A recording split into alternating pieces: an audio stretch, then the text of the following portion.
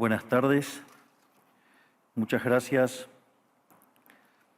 Hoy estoy acá para decirles que Occidente está en peligro. Está en peligro porque aquellos que supuestamente deben defender los valores de Occidente se encuentran cooptados por una visión del mundo que inexorablemente conduce al socialismo y, en consecuencia, a la pobreza. Lamentablemente, en las últimas décadas, motivados por algunos deseos bien pensantes de querer ayudar al prójimo y otros por el deseo de pertenecer a una casta privilegiada, los principales líderes del mundo occidental han abandonado el modelo de la libertad por distintas versiones de lo que llamamos colectivismo. Nosotros estamos acá para decirles que los experimentos colectivistas nunca son la solución a los problemas que aquejan a los ciudadanos del mundo, sino que, por el contrario, son su causa. Créanme, nadie mejor que nosotros los argentinos para dar testimonios de estas dos cuestiones. Cuando adoptamos el modelo de la libertad, allá por el año 1860, en 35 años nos convertimos en la primer potencia mundial, mientras que cuando abrazamos el colectivismo, a lo largo de los últimos 100 años, vimos cómo nuestros ciudadanos comenzaron a empobrecerse sistemáticamente hasta caer en el puesto número 140 del mundo. Pero antes de poder dar esta discusión, sería importante que primero viéramos los datos que sustentan por qué el capitalismo de libre empresa no solo es un sistema posible para terminar con la pobreza del mundo, sino que es el único sistema moralmente deseable para lograrlo. Si consideramos la historia del progreso económico, podemos ver cómo desde el año 0 hasta el año 1800 aproximadamente, el PBI per cápita del mundo prácticamente se mantuvo constante durante todo el periodo de referencia.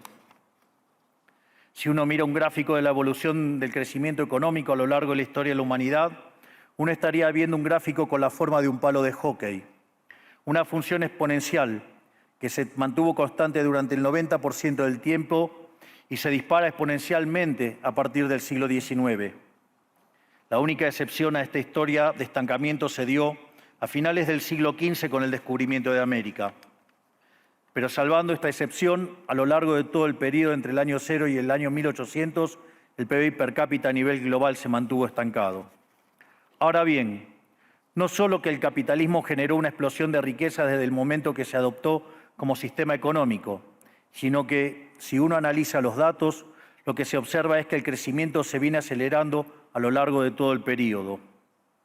Durante todo el periodo comprendido entre el año 0 y el 1800, la tasa de crecimiento del PBI per cápita se mantuvo estable en torno al 0,02% anual, es decir, prácticamente sin crecimiento. A partir del siglo XIX, con la Revolución Industrial, la tasa de crecimiento pasa al 0,66%. A ese ritmo, para duplicar el PBI per cápita, se necesitarían crecer durante 107 años. Ahora bien, si observamos el periodo entre 1900 y 1950, la tasa de crecimiento se acelera al 1,66% anual. Ya no necesitamos 107 años para duplicar el PBI per cápita, sino 66. Y si tomamos el periodo comprendido entre 1950 y el año 2000, vemos que la tasa de crecimiento fue de 2,1% anual, lo que derivaría en que en solo 33 años podríamos duplicar el PBI per cápita del mundo. Esta tendencia, lejos de detenerse, se mantiene viva aún hoy. Si tomamos el periodo entre el año 2000 y el 2023, la tasa de crecimiento volvió a acelerar el 3% anual, lo que implica que podríamos duplicar nuestro PBI per cápita en el mundo en tan solo 23 años.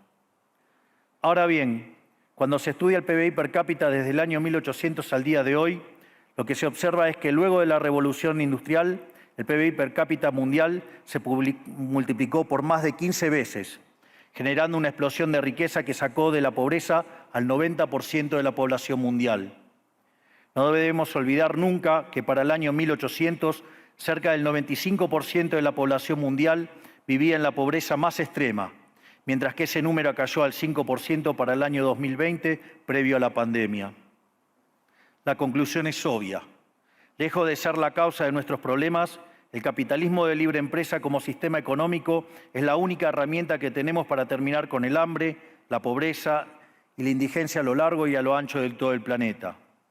La evidencia empírica es incuestionable. Por eso, como no cabe duda de que el capitalismo de libre mercado es superior en términos productivos, la doxa de izquierda ha atacado al capitalismo por sus cuestiones de moralidad, por ser, según ellos, dicen sus detractores, que es injusto. Dicen que el capitalismo es malo porque es individualista y que el colectivismo es bueno porque es altruista, con la ajena. Y en consecuencia bregan por la justicia social. Pero este concepto que en el primer mundo se ha puesto de moda en la última época, en mi país es una constante del discurso político desde hace más de 80 años. El problema es que la justicia social no es justa, sino que tampoco aporta al bienestar general. Muy por el contrario, es una idea intrínsecamente injusta, porque es violenta. Es injusta porque el Estado se financia a través de impuestos y los impuestos se cobran de manera coactiva. ¿O acaso alguno de nosotros puede decir que paga los impuestos de manera voluntaria?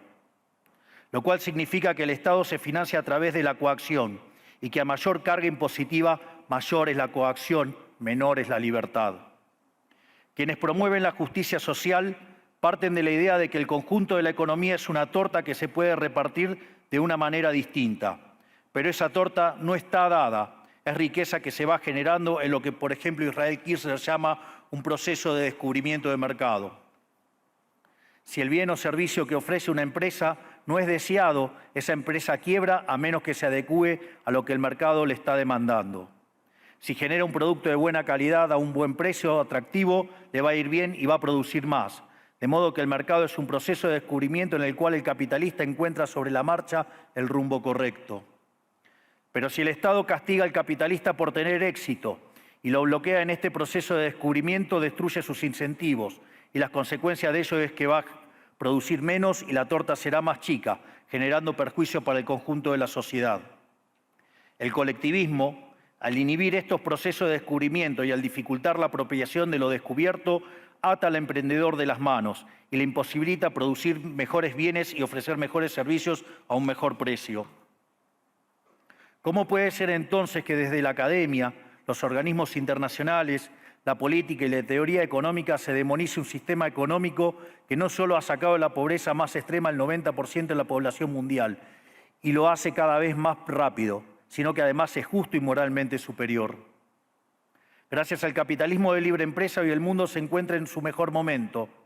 No hubo nunca en toda la historia de la humanidad un momento de mayor prosperidad que el que vivimos hoy. El mundo de hoy es más libre, más rico, más pacífico y más próspero que en cualquier otro momento de nuestra historia. Esto es cierto para todos, pero en particular para aquellos países que son libres, donde respetan la libertad económica y los derechos de propiedad de los individuos. Porque aquellos países que son libres son 12 veces más ricos que los reprimidos. El decil más bajo de la distribución de los países libres vive mejor que el 90% de la población de los países reprimidos. Tiene 25 veces menos cantidad de pobres en el formato estándar y 50 veces menos en el formato extremo. Y por si eso fuera poco, los ciudadanos de los países libres viven un 25% más que los ciudadanos de los países reprimidos. Ahora bien, para entender qué venimos a defender es importante definir de a qué hablamos nosotros cuando hablamos de libertarismo.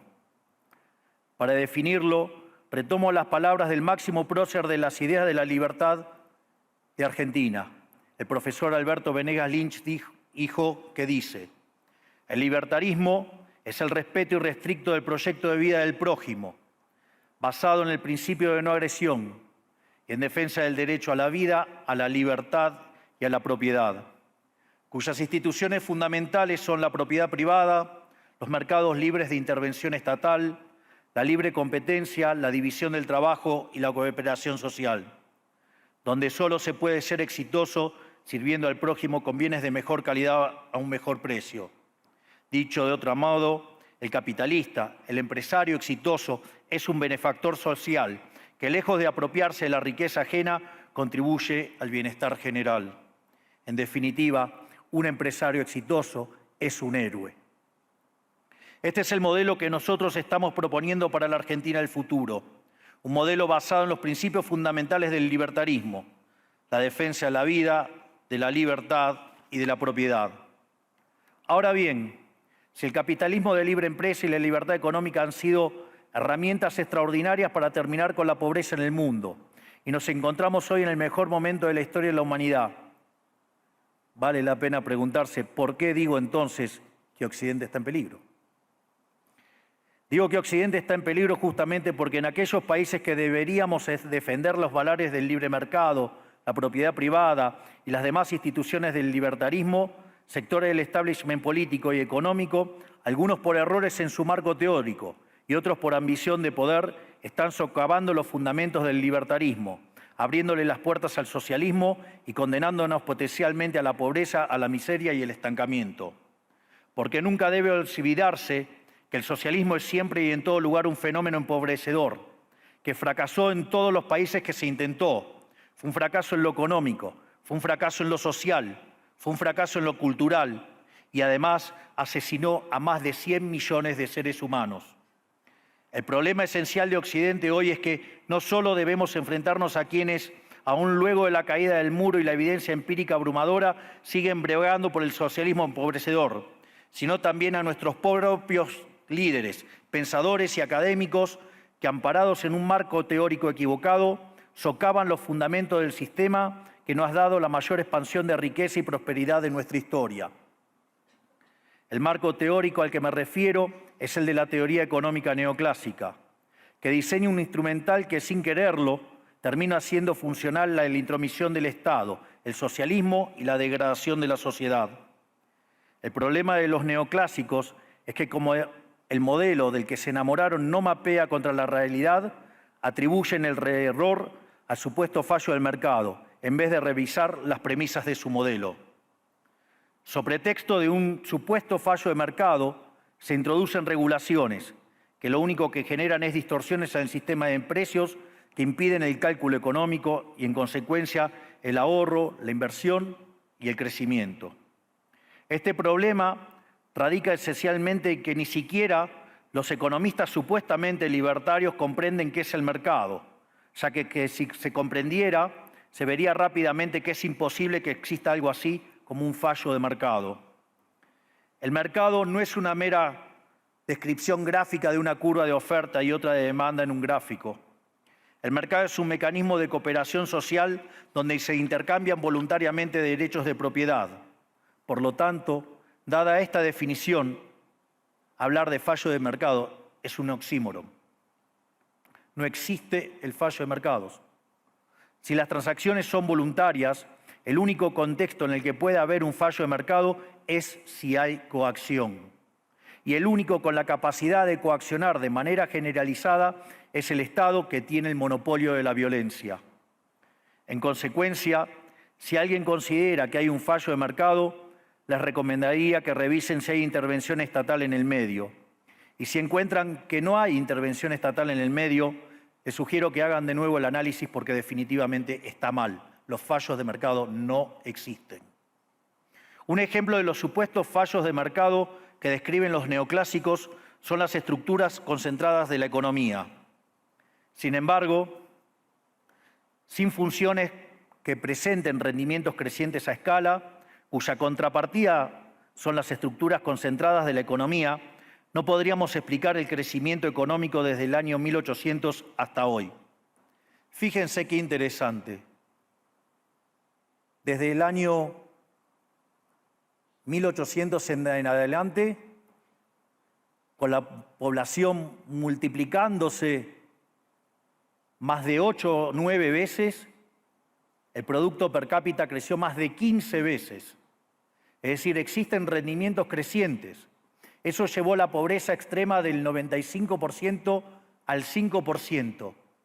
Sin embargo, esas presencias de rendimientos crecientes implican estructuras concentradas, lo que se llamaría, por ejemplo, un monopolio. ¿Cómo puede ser que algo que haya generado tanto bienestar para la teoría neoclásica, eso es un fallo de mercado? Economistas neoclásicos, salgan de la caja. Cuando el modelo falla, no hay que enojarse con la realidad, hay que enojarse con el modelo y cambiarlo. El dilema que enfrenta el modelo neoclásico es que dicen querer perfeccionar el funcionamiento del mercado atacando lo que ellos consideran fallos, pero al hacerlo no solo abren las puertas del socialismo, sino que atentan contra el crecimiento económico. Ejemplo, regular monopolios, destruirle las ganancias y destrozar los rendimientos crecientes, automáticamente destruiría el crecimiento económico. Dicho de otro modo, cada vez que ustedes quieran hacer una corrección de un supuesto fallo de mercado, inexorablemente, por desconocer lo que es el mercado o por haberse enamorado de un modelo fallido, están abriendo las puertas al socialismo y están condenando a la gente a la pobreza. Sin embargo, frente a la demostración teórica de que la intervención del Estado es perjudicial y la evidencia empírica de que fracasó porque no podía ser de otra manera, la solución que propondrán los colectivistas no es mayor libertad, sino es que es mayor regulación, generando una espiral descendente de regulaciones hasta que todos seamos más pobres y a la vida de todos nosotros dependa de un burócrata sentado en una oficina de lujo. Dado el estrepitoso fracaso de los modelos colectivistas y los innegables avances del mundo libre, los socialistas se vieron forzados a cambiar su agenda. Dejaron atrás la lucha de clases basada en el sistema económico para reemplazarla por otros supuestos conflictos sociales igual de nocivos para la vida en comunidad y para el crecimiento económico. La primera de estas nuevas batallas fue la pelea ridícula y antinatural entre el hombre y la mujer. El libertarismo ya establece la igualdad entre los sexos. La piedra fundacional de nuestro credo dice que todos los hombres somos creados iguales, que todos tenemos los mismos derechos inalienables otorgados por el Creador, entre los que se encuentran la vida, la libertad y la propiedad. En lo único que devino esta agenda del feminismo radical es en mayor intervención del Estado para entorpecer el proceso económico, darle trabajo a burócratas que no le aportaron nada a la sociedad, sea en formato de ministerios de la mujer o organismos internacionales dedicados a promover esta agenda. Otro de los conflictos que los socialistas plantean es del hombre contra la naturaleza. Sostienen que los seres humanos dañamos el planeta y que debe ser protegido a toda costa, incluso llegando a abogar por mecanismos de control poblacional o en la agenda sangrienta del aborto. Lamentablemente, estas ideas nocivas han pregnado fuertemente en nuestra sociedad. Los neomarxistas han sabido cooptar el sentido común de Occidente. Lograron esto gracias a la apropiación de los medios de comunicación, de la cultura, de las universidades y sí, también de los organismos internacionales. Este último caso es el más grave, tal vez, porque se trata de instituciones que tienen enorme influencia en las decisiones políticas y económicas de los países que integran esos organismos multilaterales. Por suerte, somos cada vez más los que nos atrevemos a levantar la voz, porque vemos que si no combatimos frontalmente estas ideas, el único destino posible es que cada vez vamos a tener más Estado, más regulación, más socialismo, más pobreza, menos libertad y, en consecuencia, peor nivel de vida. Occidente, lamentablemente, ya comenzó a transitar este camino. Sé que a muchos les puede sonar ridículo plantear que Occidente se ha volcado al socialismo, pero solo es ridículo en la medida que uno se restringe a la definición económica tradicional del socialismo, que establece que es un sistema económico donde el Estado es el dueño de los medios de producción. Esta definición debería ser, desde mi punto de vista, actualizada a las circunstancias presentes. Hoy los Estados no necesitan controlar directamente los medios de producción para controlar cada aspecto de la vida de los individuos. Con herramientas como la emisión monetaria, el endeudamiento, los subsidios, el control de la tasa de interés, los controles de precios y las regulaciones para corregir los supuestos fallos de mercado, pueden controlar los destinos de millones de seres humanos. Así es como llegamos al punto en el que, con distintos nombres o formas, buenas partes de las ofertas políticas generalmente aceptadas en la mayoría de los países de Occidente son variantes colectivistas. Ya sea que se declamen abiertamente comunistas, fascistas, nazis, socialistas, socialdemócratas, nacionalsocialistas, demócratas cristianos, keynesianos, neokeynesianos, progresistas, populistas, nacionalistas o globalistas. En el fondo, no hay diferencias sustantivas. Todos sostienen que el Estado debe dirigir todos los aspectos de la vida de los individuos. Todas definen un modelo contrario al que llevó a la humanidad al progreso más espectacular de su historia. Nosotros venimos hoy aquí a invitar a los demás países de Occidente a que retomemos el camino de la prosperidad. La libertad económica, el gobierno limitado y el respeto irrestricto de la propiedad privada son elementos esenciales para el crecimiento económico. Este fenómeno de empobrecimiento que produce el colectivismo no es una fantasía, ni tampoco fatalismo. Es una realidad que los argentinos conocemos muy bien desde hace por lo menos 100 años. Porque ya lo vivimos, ya pasamos por esto, porque como dije antes, desde que decidimos abandonar el modelo de la libertad que nos había hecho ricos, estamos atrapados en una espiral descendente en donde cada día somos más pobres.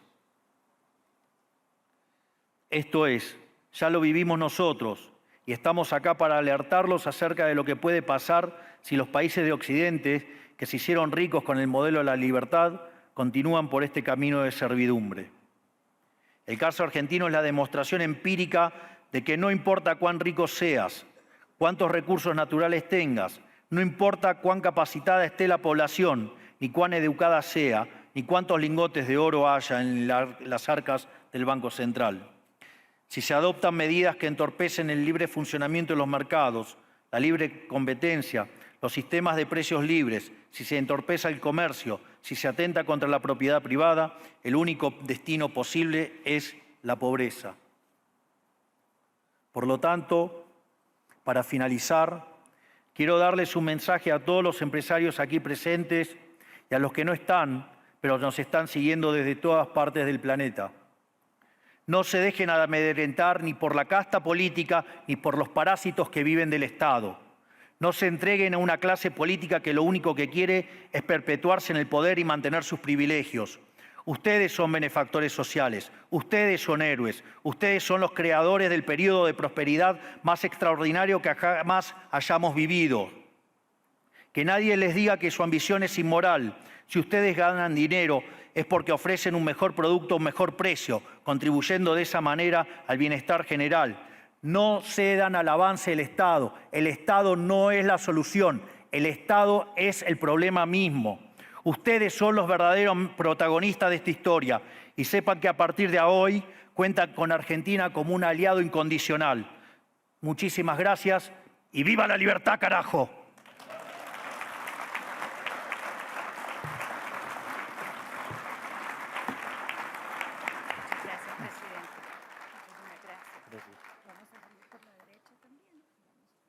Fantástico.